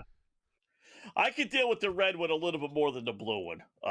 But I've seen those games, and like Boise, they wear the red uniforms normally. They blend in like, you're looking at ghosts there. You just see their eyeballs. Yeah, and they used to. They're not allowed wearing all red anymore. They used to wear all red, and teams were like, dude, you can't do this. Like, it's Boise, same with Boise. They don't do that with Boise. Boise, they are still allowed to wear the all blue. I never, maybe it's different organizations. It's evil, Scott, at Eastern Washington. When they're wearing red and on that red field, it's really hard to tell whether he handed it off sometimes. Like, they do these little trick plays. It's like, dude, I don't know where the effing ball is, man. The field is red. They're wearing red. Like, it's like, you know what I mean? There's no, you can't see it. You can't see the ball. The ball blends in with their jersey. Yeah. It's crazy. By the way, your Sarconi, or whatever the fudge his name is, he's 9-4, Gabe. 2 shots on goal or more. So you're right about that. Not that I doubted you. Yeah. But but he only scores. He's only scored 4 goals all year. You would never associate that. Yeah, it's amazing. That doesn't score, but he gets his shots on goal. So 2 shots on goal, not bad at all. So I like that. Yeah, 9-4 last 13. Yeah, 9-4. So we got a little late night action. Not bad. Utah and Seattle is just underway. So is the football game. The coach joins us next. Mr. Bowden with the Bowden Blitz here on the Grid.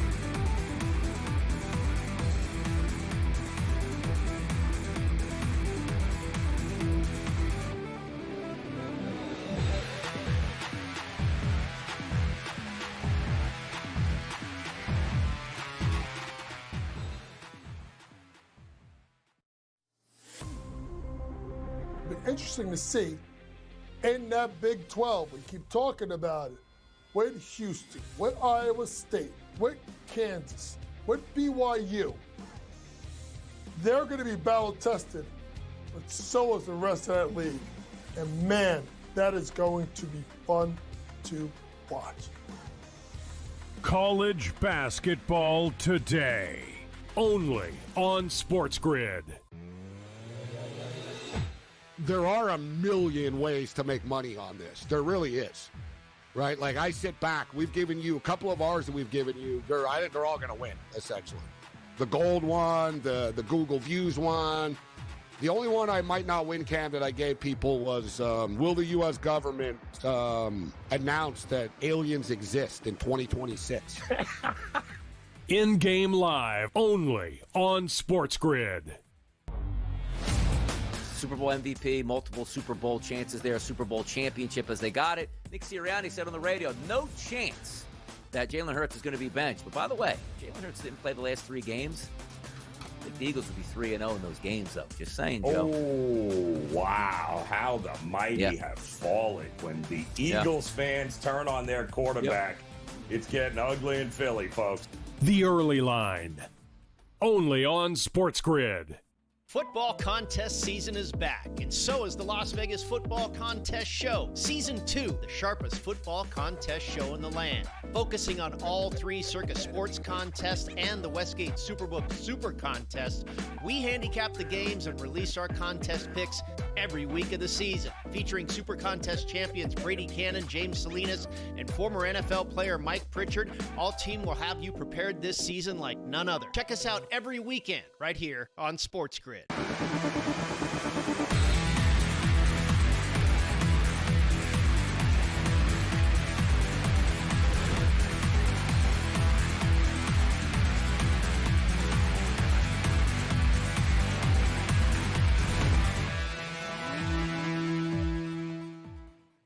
All right, welcome back in Game Live, Game Day here on the Grid. Scott and Gabe, hour number 2, talking a little college football. We got perhaps the greatest rivalry, maybe of all sports, let alone college football. Army-Navy starts all the bowl bonanza with Boise State and Washington. So let's bring in our good buddy Terry Bowden, former head coach of college football, host of the Bowden Blitz. You see it here all the time here on the Grid. What's going on, Coach? How are you on this Friday evening? Well, just getting ready for that Army-Navy game. I had the good fortune to broadcast that about 5 times when I was working with ABC, and it's an incredible atmosphere. This is the Super Bowl. There is no game even close to the importance of this game to these two teams, and they live with it 365 days a year, and they get after it. I mean, the generals, the people that run the show there, they don't take it lightly, and so it'll be a great game and against two teams that like to run that football. Did you meet presidents or generals when you did that game? Like you said, it is so big. Like, what you have a story? What are your memories of doing that game and the pageantry of it? Well, the superintendent of West Point was a FSU graduate assistant for my dad when he was young. Wow. And I was scheduled to meet him after the game. He got beat bad. He would not even go meet anybody. He locked the doors. They stayed in their press box, would not even come out and see anybody. They were so embarrassed, humiliated. They take it hard, huh? They take it big hard. Time, yeah. They take and it it's hard. And they'll get after it because they'll get after it tomorrow. It seems like the team that had the worst season is the team to play on in that game, too. Like, they're just so focused on this game, which is Army leading into tomorrow, Coach. Yeah, Army. I mean, I can't go against Navy on this one. I think Navy can win by 6.5. But Army, I'm going to tell you, both teams will run. Army leads the nation in time of possession. They lead the nation in amount of runs per game. So they're going to run clock. Navy leads the nation in rushing attack. I think 7 out of the last 10 times they've played, the total score has been under 38. 38.5 is not a high score, but it's been under that for 7 out of the 10 times. They know each other's offense so well. They can put points on other people, but they don't put points on each other very well. So it's going to be a battle. It'll be long drives. I mean, I played Army the last couple of years, and they had a great quarterback. Their quarterback graduated. The veteran quarterback is on Navy right now. Horvath is the guy that's been Horvath. there. And they throw When you it. tell What your they'll kids, do is Coach, run. When you're What's playing that? Army, you can tell your kids, when you tell your kids, buckle up. You guys better get ready for 3.5 hours. Yeah, because even in that game, half of our fans are for Army. Who can be against Army, And so half of our fans cheer for the other team. But it will be. It's hard to cheer against the. What's that? Yeah. Is it as simple as that both teams run same offenses so they can stop it a lot easier than if they're playing, a team that hasn't faced it? Is that why we're getting looks during Army-Navy games? Yeah, nobody wants to play Army and Navy during the season because you can't get ready for it in 1 week. And man, if you don't have a system to stop it, they keep it going, and you never see the ball. I mean, they may control the ball, and so there's some lopsided scores, and nobody wants to play them. But when they play each other, they run virtually the same type of thing. They study each other's offense all year long. They know what to do. They practice against it all day, all year. They practice against it. And Navy adds a little more passing attack than Army, but Navy still is the leading rushing team in the country. Army runs the most running plays per game in the country, and that's what they're both going to do. Where Navy's going to win this game, I believe, is they make you come up to stop the run, and they do a good job of throwing deep. They have about 13. That quarterback has about 1,000 yards rushing and about 1,300 passing, whereas the quarterback at Army is all 1,000 rushing and not much passing. So you're going to probably see that now. You made a good point. The team that loses, watch out. But I do think that because Navy is a little better football team this year, they can win it. But 7 points is a pretty high margin for this game. Why don't other teams run this offense anymore, Coach? I mean, you would think recruiting a college kid that wants to come in a quarterback, right? Hey, you could run, you could throw. We'll utilize the throw maybe a little bit more than what these two teams do. But, boy, you would think that would be great recruiting. No. You know what? If you remember back in the 70s, and when I was in college, everybody ran the wishbone. Oklahoma brought the wishbone. Texas ran the wishbone. Everybody grew up on the wishbone, but defenses got to where they began to understand it. They began to study it, and then receivers didn't want to go there. Fans want you to throw the football, and so it was not. It's not an attractive offense. You can't get a job if you run the wishbone. you can't get a Power 4 job. Imagine, Right. SEC paying a quarterback $4 million, Scott, and asking them to run this offense, getting your quarterback killed and hit. Like, these kids are tough, right? Like, they're getting. But, Coach, we're going to speak tomorrow, Coach. We'll get into it. And such a sad situation. Like, I'm a Michigan guy. Like, it breaks my heart. Yeah. Really, like, sad. I saw, like, the picture of Coach Moore in court today. And I'm like, man, I just can't believe all this happened. But from a football perspective, DeBoer. Word is DeBoer isn't like about to leave. What do you feel? What do you hear about this? There's going to be a little domino effect here, Coach. What happens? Yeah, I don't know why. I've heard that. I've discussed this on SportsGrid throughout the day. I just don't know why DeBoer would leave one hot seat for another one, because both of these jobs, you better win it all quickly. You can't. There's no halfway point. So he's already in a great one. To him to leave that one and go to another great one, it's not going to take the pressure off. But they will get a good coach. That is still one of the premier jobs in the country, and they need to make a good decision. Even more than to make a quick decision, they need to make a good decision, because the rumor from people I've talked to is that there was a lot of people covering this thing up that were not revealing it, and this thing went on for a little too long.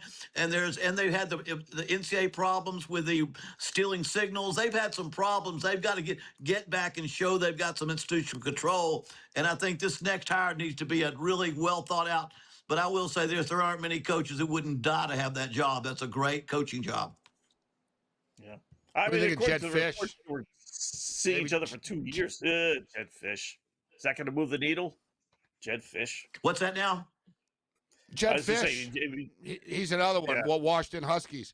Well, you look, Scott. They lost to Michigan, Ohio State, Huskies, and Oregon. No, that's a good move. I mean, Washington's not Michigan. Ohio State has been, where Alabama is Michigan. I mean, you're talking about two programs where they're going to give you everything to win a national championship, from salaries, budget, NIL to facilities. You go to Alabama, you go to Ohio State, you go to Michigan. You've got the guy from Missouri. What's that? Coach, I'll throw Eli Drakewood's name in there. He would be great. Yeah. He would be. All right. Welcome with the coach, the bat and blitz.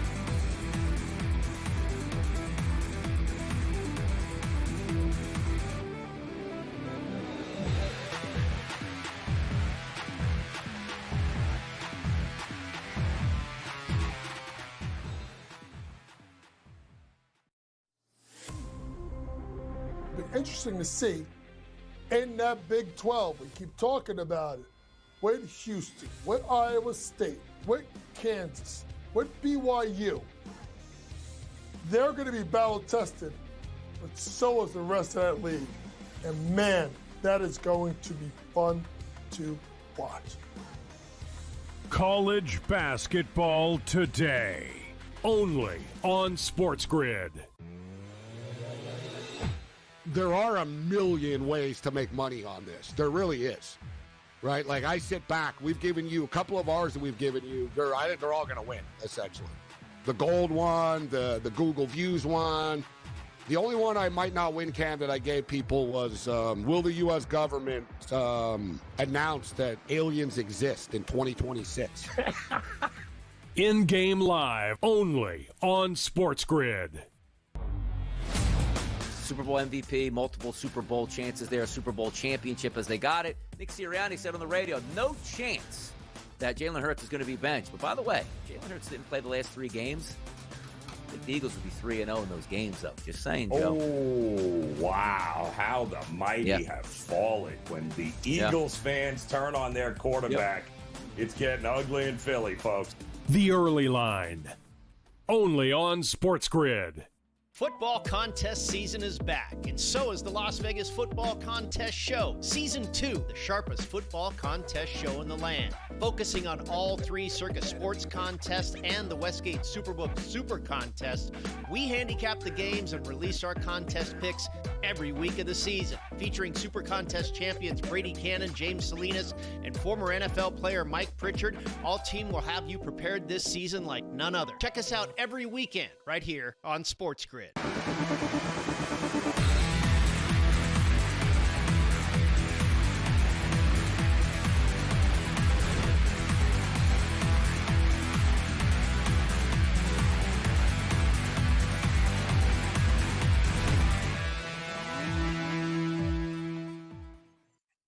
All right, welcome back in Game Live, Game Day here on the Grid. Scott and Gabe chatting with the coach, Terry Bowden, host of the Bowden Blitz. You see here on SportsGrid.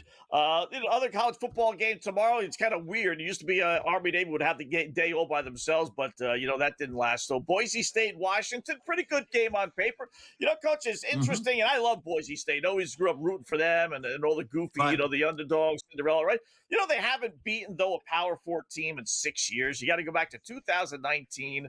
They're 1-10 straight up as an underdog. They're everyone's darling, and I root for them. But in reality, that Cinderella thing is kind of like it's been a while since they've really beaten a really, really good team. They're getting 9.5, though. It's a big number. How do you see this one playing out? Right.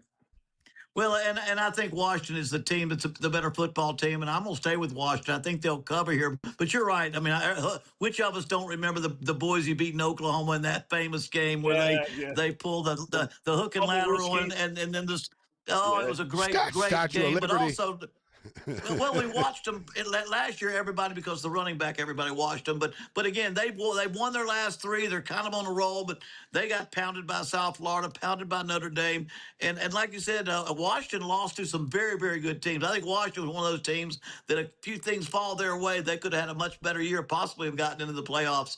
But I do think it's a game where Washington's quarterback, great dual threat quarterback. I just think they'll have too many weapons for Boise. I'm in the Pacific Northwest, guys, and Washington are fired up for the game. They felt, like you said, Coach, they win one of those 3 games, they're 10-2, and they're probably in the playoffs. Let's be real. Very, and that Ohio State game, close. they were in it. They were in it, right? They just couldn't get the offense going. It was earlier in the year. Fish's offense a little complicated, but they got a big-time quarterback, and that offense started to really dial things up over the last 4 weeks of the season in Washington. Yeah, I think they got a chip on their shoulder right now. They're sitting there playing a bowl game, and they're better. They're a very good football team, and so I think they play with a little bit of pride in this football game. A lot of times, the players will not be that thrilled about playing in a bowl game. They'll be thinking about something. But I think Washington very keyed up for this football game. The last ever LA Bowl, Scott. That's how I would sell it to them. We're going to go out in history, and we're going to win the last ever LA Bowl. We're going to be in the record books forever. Way to go. Beats the Mayo Bowl, right? We haven't had a chance to talk, since the announcements. Give me your reaction. I know it's been talked to death here, but your thoughts on Notre Dame not getting in, Miami getting in, don't be Virginia losing that football game, which would really kind of screw things up. Right. What is your reaction to everything that played out this week? Well, they've got to get this thing better. We've got to do a better job and get the top 12 teams in. There's too many things they're trying to do. Make conferences happy. I think when Duke did win the ACC, Notre Dame was gone. That's why Miami was put in there. They could not afford to totally have no ACC team in there after they had to compromise so many bowls. So many conferences had to put their teams and come together on that. And again, they never in their wildest dream imagined 2 group of 5 teams being in it too. People don't want to watch Tulane and James Madison. The TV contracts don't want to have those. So I'm all for having a team like that in there. But to be honest with you, it's time for the NCAA to recognize Division 1A really has 2 groups. You've got the group of 5, which is about 70, 75 teams, and you've got the Power 4, about 50. There's nothing similar to them. You almost need to separate them like Division 1AA in the future, because that way you could have champions over there and champions there. I just think it's gotten to so much separation. They can't go out there and they got to find a way to get the best 12 teams in the daggum championship. And I'll say this, I've coached in Division 1AA playoffs. Nobody's ever happy about 14, 15, or 16, or 11 and 12. All the difficult arguments are all those last 4 teams because everybody thinks their team ought to be in. Miami has an argument. Notre Dame has an argument. Alabama, there's an argument they shouldn't be in there. So there's some of those things. They've got to get that worked out. I hate compounding a problem by making it worse. It's kind of contradictory here because we go to 16, it doesn't solve anything, in my opinion. No. If you're going to do it, just go to 24 and then everyone shut up after. Because, Coach, we go to 16, there's more 10-3 teams than there is, you know what I mean? The 2-loss 11-1 teams. Yeah. Right. Yeah, we're going to have now like a plethora, like the Washington Huskies, the USC Trojans of the world. Like, there's going to be a lot of 3-loss teams now. Now they're all going to flip out. How come we're 18 and we didn't get in? Just make it 24 and say, listen, if you're not a top 24 team in the country, you're not in. Simple as that. They'll have to do something. There's certain things about college football that are unlike the NFL. You know, one, you've got the bowls. The bowls are a huge part of the history of college football. They've got to decide how they're going to get rid of them or not have them. The conference championships are big, and then the playoffs now are big. Got to get rid of the bowls. That's it, believe it or not. Coach, great job. Appreciate it. We'll do it again next week. Thank you, man. Thank you.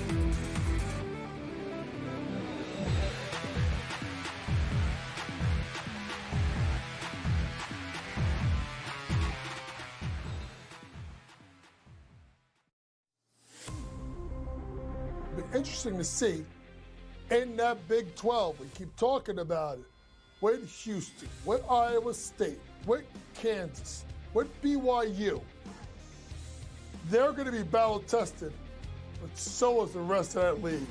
And man, that is going to be fun to watch. College basketball today, only on SportsGrid.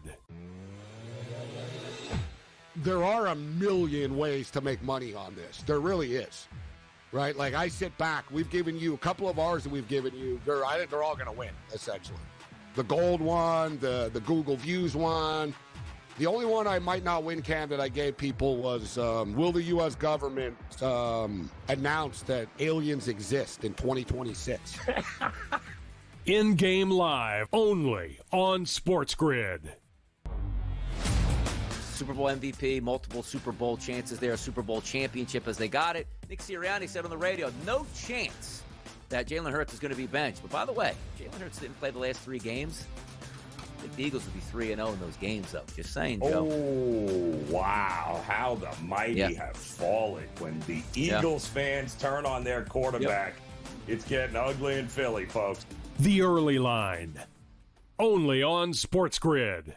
Football contest season is back, and so is the Las Vegas Football Contest Show. Season 2, the sharpest football contest show in the land. Focusing on all 3 Circa Sports contests and the Westgate Superbook Super Contest, we handicap the games and release our contest picks every week of the season. Featuring Super Contest champions Brady Cannon, James Salinas, and former NFL player Mike Pritchard, all team will have you prepared this season like none other. Check us out every weekend right here on SportsGrid.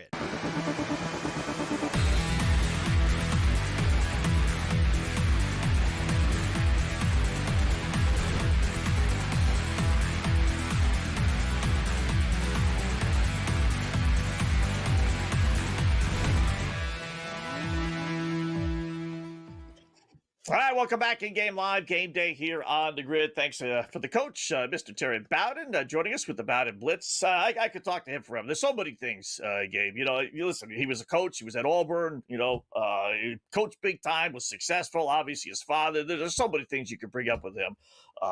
So always appreciate him joining us and talking a little college football. And every Friday when we have a little more games, we'll get more picks out of him as well. He likes Washington tomorrow. I do, but I don't like laying double digits. It's 9.5, so it's not double digits, Scott. I hear you saying, but it's almost double digits. But it's been a while since Boise's been that, like, underdog Cinderella, us against the world situation. So if I do look for teams that have a reason to play, not that Boise State doesn't, but if Washington has this chip on its shoulder and they're just a better team, proximity, Idaho, Washington, they have played before. It's been a series dominated by Washington. Not sure where I'm going to go, but I'm leaning towards the Huskies. Maybe put them in a 3-team tease and lower it down to 6.5 or so. I think there'll be points in this football game. I think Washington will cover when it's all said and done. They have a star quarterback, right? Their season, they're playing for 10 wins as well, right? Like I said, they lost 3 games this year, and they lost to, like, the best teams in the country. But, they went to Michigan. It was a revenge game. They lost at Michigan. They lost to Ohio State. They lost to Oregon. They beat everybody else, right? Like, this is a good football team. And Boise aren't. You brought up the numbers against the non-conference teams for Boise State. Yeah. Maddox Madsen is a decent quarterback against inferior teams. When he plays a better defense, and Washington have a good defense, he gets rattled. And Washington are into this game They only played. Another thing is, too, Washington have been off for 2 weeks. So it's not like they've been off for that long either, right? They played Oregon 2 weeks ago. So they haven't been off forever and lost interest. Nobody's opted out. Like Washington have their entire team playing in this football game. And you got Boise State that just played on Friday night. They were lucky that they were even in the Mountain West Conference Championship game to begin with. I think it's one of those 45-28 games or something. 40-24. Like Boise will have a few moments. They'll have their time in the sun a little bit. They'll get a few touchdowns, but I don't think over the course of 60 minutes they'll keep up with the Huskies. Yeah. In fact, I see it now at FanDuel anyway. It is 10.5. How about that? Over-under is 52.5. That's not bad for the over. That's low for a bowl game, generally speaking, and it's low for a Boise State game. So maybe that's the way to attack it. Yeah, a little 52.5. So they were good this year, but they weren't good last year. They weren't like last year, Boise State. So my Montana State Bobcats on the move again. They have it right around the Stephen F. Austin, just checking over here, 10-yard line, already leading 7-0. Over-under is up to 50.5, and the point spread is 20.5. Wow. Something tells me they had an interception. They had an interception. They picked off Stephen F. Austin. Stephen F. Austin had moved the ball a bit, and then they turned the ball over, right? Like they haven't really gotten their offense clicking here. It's, you know what? I'm surprised it's popped up to 21.5 right now. They're probably going to score here and make it. They haven't scored yet. I'm watching the game. We're in between quarters now. They're probably going to score. If not, they kick a field goal. But 21.5 is a lot. But it's one of these deals. Stephen F. Austin, if they could just score, they'll cover. But they got to break the ice at some point. Otherwise, this could get away from them. Montana State are definitely balling tonight. Their defense is like flying around, Scott. But only 7 points. Yeah. Like it is only 7-0. That's why I'm surprised it's 21.5 right now. They're throwing the ball tonight. The quarterback is 9 of 9 for 90 yards. And they only got 16 yards rushing. So, yeah, a little surprised they would bump it in because now I see it at the 16-yard line. So, it's certainly not a gap. It's not like it's second and goal from the 1. But in between the first and second quarter, fast first quarter there. So 7-0. We'll keep you posted on that one. You see, we got any more goals? And we got one more. Okay. 3-1 St. Louis over Chicago. Late second period, though. So we got 3 goals in the first, only 1 in the second. So our over 5.5 is not exactly looking as great as it was before. And nothing with Seattle and Utah. How's our shot on goal guy doing? How's your boy doing? Yeah, Carconi. Can he surprise us with some early shots on goal here? Carconi has he's got a shot on goal already. Look at that. There you go. You're right. He does. He's got a shot. He's got a shot on goal already. That's the beauty, by the way, if you get a guy with 2, right? 2, he could have none heading into the third period. And you got to fight a shot. Just get 1, and you're always in it. No guarantee he will, but, it's nice. The 2s are really nice. They are when you can look for those. Sometimes you know what? I'm looking now.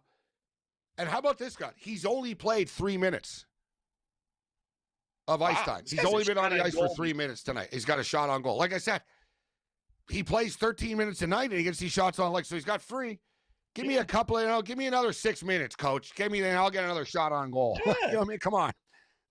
Just give him, the minutes, but it'll add up. It's not like he's playing less than anyone else. Basically, there must have been, special teams and stuff.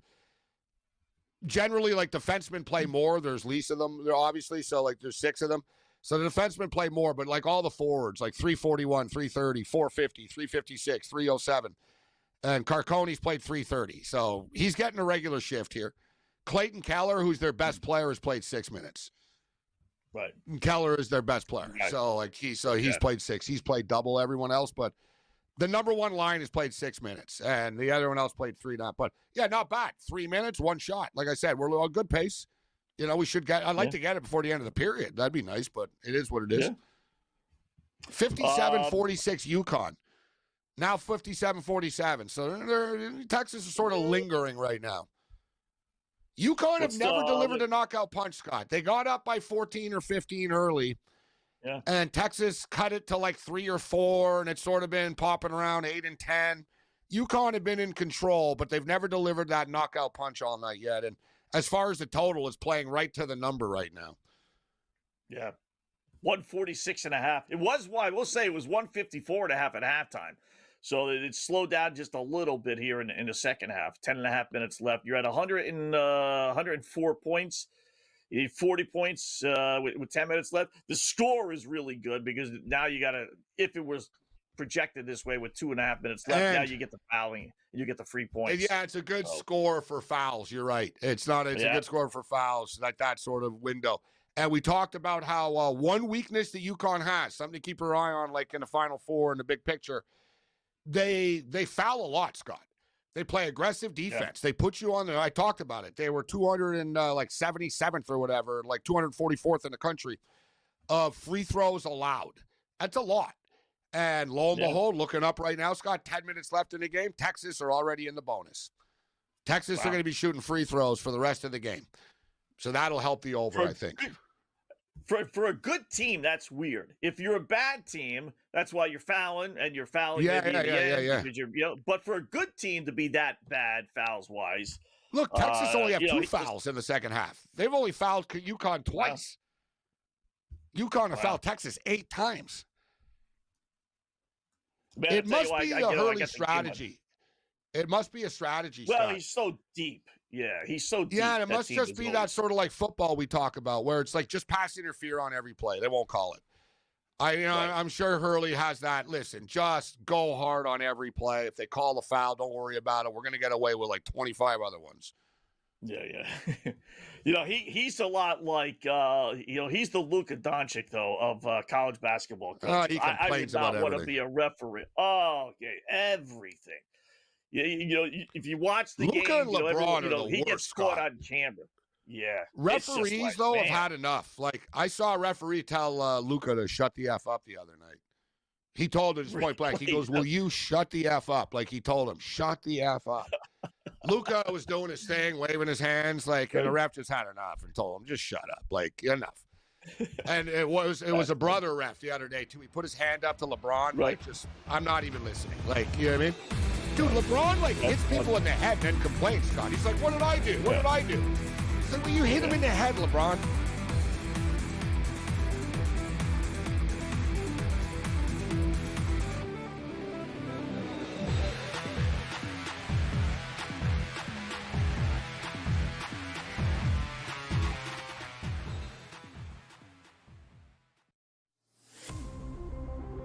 Be interesting to see in that Big 12. We keep talking about it.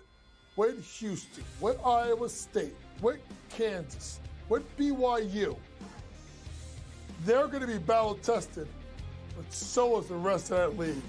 And man, that is going to be fun to watch. College basketball today, only on SportsGrid. There are a million ways to make money on this. There really is. Right? Like, I sit back. We've given you a couple of ours that we've given you. I think they're all going to win, essentially. The gold one, the Google Views one. The only one I might not win, Cam, that I gave people was, will the U.S. government announce that aliens exist in 2026? In-game live, only on SportsGrid.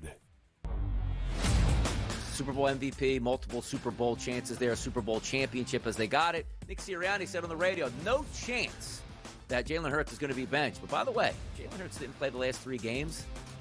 I think the Eagles would be 3-0 in those games, though. Just saying, Joe. Oh, wow. How the mighty have fallen. When the Eagles fans turn on their quarterback, it's getting ugly in Philly, folks. The early line, only on SportsGrid. Football contest season is back, and so is the Las Vegas Football Contest Show. Season 2, the sharpest football contest show in the land. Focusing on all 3 Circa Sports contests and the Westgate Superbook Super Contest, we handicap the games and release our contest picks every week of the season. Featuring Super Contest champions Brady Cannon, James Salinas, and former NFL player Mike Pritchard, all team will have you prepared this season like none other. Check us out every weekend right here on SportsGrid.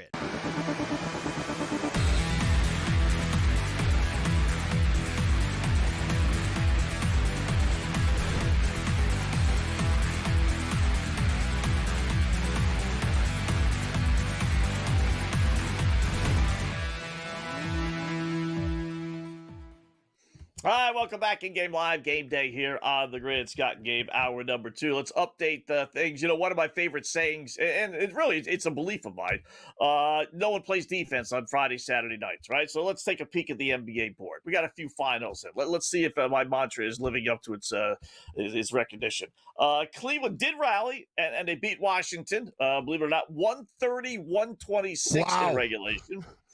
Pistons beat the Hawks. Yeah, they were down like 15-16, right? Pistons beat the Hawks game 142-115. Bulls beat the Hornets 129-126. And the modest one, Philadelphia beat the Pacers 115-105. There's just no defense. 3-1 That's over. The one. You bet the overs blindly.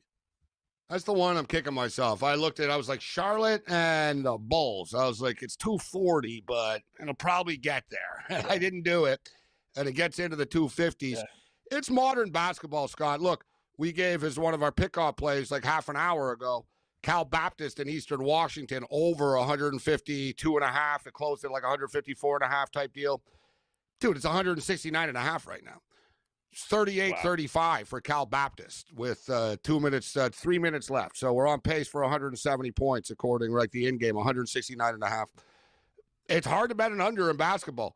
This Texas UConn game is playing right to the number, 144.5 in game right now, and there's only 7.5 left. The second half is going pretty fast here in Storrs, Connecticut. So they got a 9-point lead. Texas are sort of hanging here. It's going to go one way or the other soon, but we'll see if Texas, Scott. They're in the bonus, but they're not taking. They're not getting to the line. They're not taking advantage of it. They've been stuck at 52 points for a while. You got two philosophies working here. The over-under is exactly what it was to start the game, right? 144.5 thereabouts, depending on what number you got, right? So you can get in. You have the philosophy like we talked about. It's a 9-point deficit. If it stays that way, that's a great number for fouling and getting cheap points. The other side is, all right, 7.5 minutes left, and maybe UConn takes the air out of the ball and it just walks the ball up the court and utilizes all 30 seconds. So tightens up defensively, I kind of like, I kind of like the free points angle a little bit more, but it is creeping lower. Like I said, it was 154, 155 at halftime. It's definitely, I don't know how many points Texas have second half, but it's not a lot because they only have 52 right now. So it's 18-18 in the second. 18-18. So it was 43-34 after the first. So they put up 77 in the first. They've only put up 32 so far, right? It's definitely slowed down here. UConn have really tightened up, but it's still right on that number. But speaking of overs in the NBA, pure track meet going on right now in Memphis. In-game total, 259.5. Yikes. It's 90-83 for Memphis right now with 4 minutes left in the third. They're going to have 100 points by the end of the third quarter. Both teams might. How's my boy Ace Bailey doing? I'm thinking he's got to be doing okay. Let me go to the game. Well, this is why I played the player props in this game. Yeah, you figure this would be a good player prop game. I was going to play Markkanen over 2.5 3 points made, and he made it 2-7. Son of a bitch. I left some winners on the table tonight.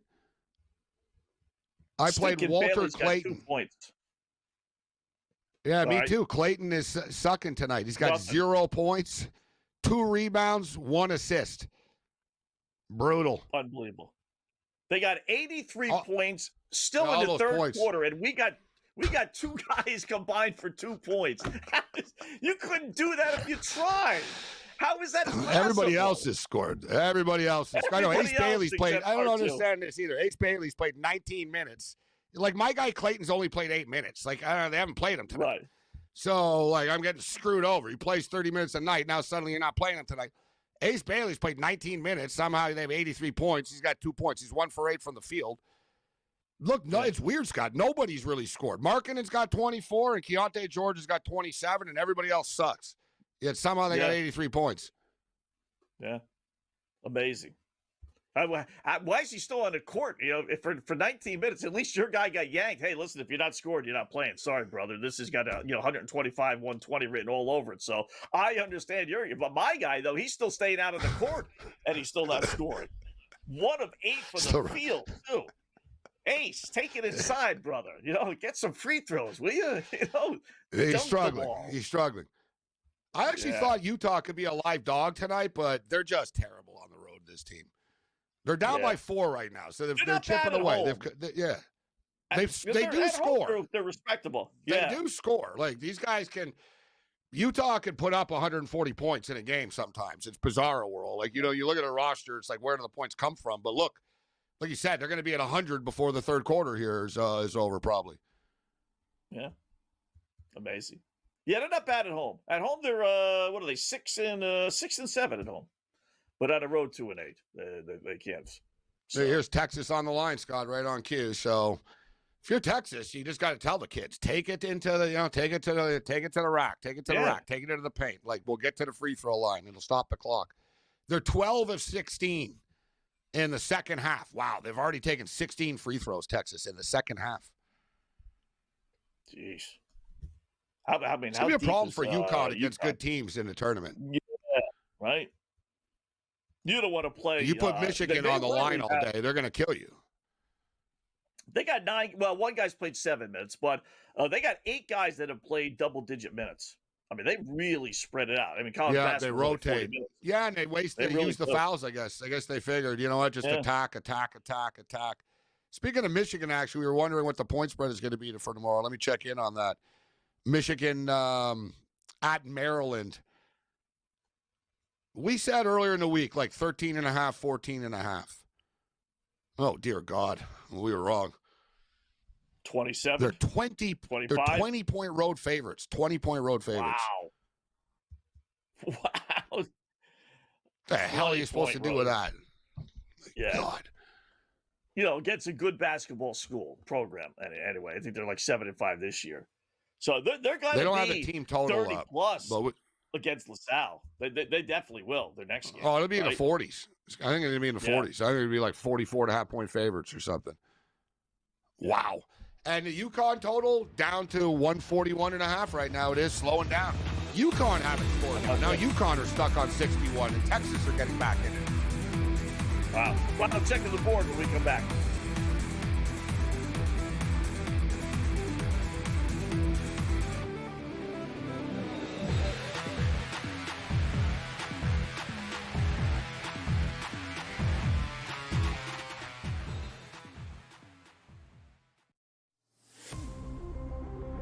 Interesting to see in that Big 12. We keep talking about it. With Houston, with Iowa State, with Kansas, with BYU.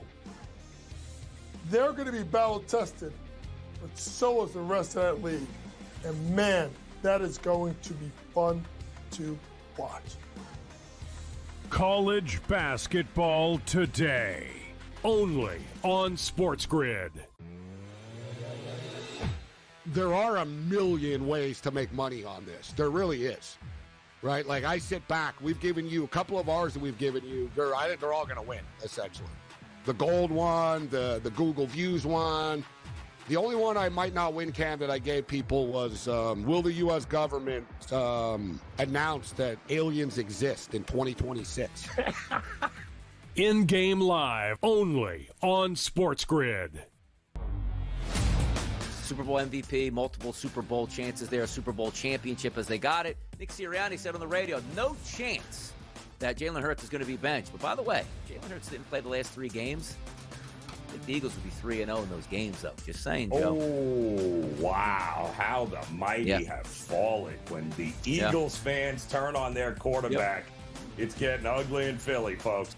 The early line, only on SportsGrid. Football contest season is back, and so is the Las Vegas Football Contest Show. Season 2, the sharpest football contest show in the land. Focusing on all 3 Circus Sports contests and the Westgate Superbook Super Contest, we handicap the games and release our contest picks every week of the season. Featuring Super Contest champions Brady Cannon, James Salinas, and former NFL player Mike Pritchard, all team will have you prepared this season like none other. Check us out every weekend right here on SportsGrid.